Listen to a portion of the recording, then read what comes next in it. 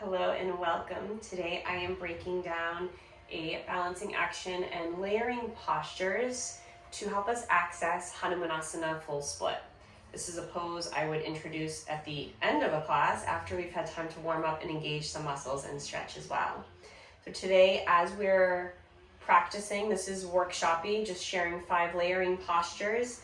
We're focusing on the extension of the front hip. Right, the engagement of the front hip. That's going to be needed as we come into full split. I have 5 layering postures for you, an optional block to go a little bit deeper in our second pose. To get into the first pose, right foot comes to the top of the mat, step your left foot back, drop onto your left knee, untuck your left toes. Hands can come to your thighs or your hips to begin. So as we're in Hanumanasana, I want you to focus on the front hip. And my right foot's forward, so focusing on that right hip. The physical through line, our goal of all of these postures is going to be to dig the heel down until you feel activation in the right buttocks or the front buttocks. This is activation in your glute and your hamstring, which will help support extension of the front hip. When you feel that engagement, inhale, arms overhead.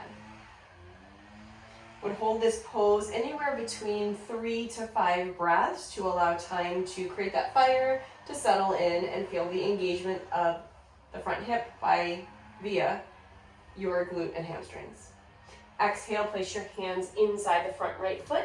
Shimmy the right foot to the right edge of your mat and then walk your left knee back, untuck your left toes.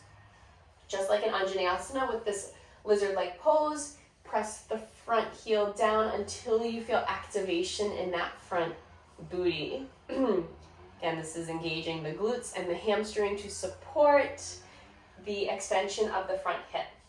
If you're not feeling much sensation here, you can take, this is where the block comes in handy, forearms to the block. Or if you have a little bit more space, you can ditch the block and take your forearms to the earth. Holding this for 3 to 5 breaths if you were in a class. Another layering posture is going to be on our feet, standing up. I'll stick again with using the right hip. So left foot plants, inhale, arms overhead, right leg rises to hip height, Ekapada Tadasana. Flex the right foot. Imagine you're stamping that right foot into the ground to activate your right hip, your glutes, your hamstrings on the right side. Exhale, release. 4th posture is bridge pose without a block. Coming to your back. Take your feet hips width distance as close to your glutes as possible. For this one, you get the benefit of doing both hips. So you're pressing both heels down to lift your hips high.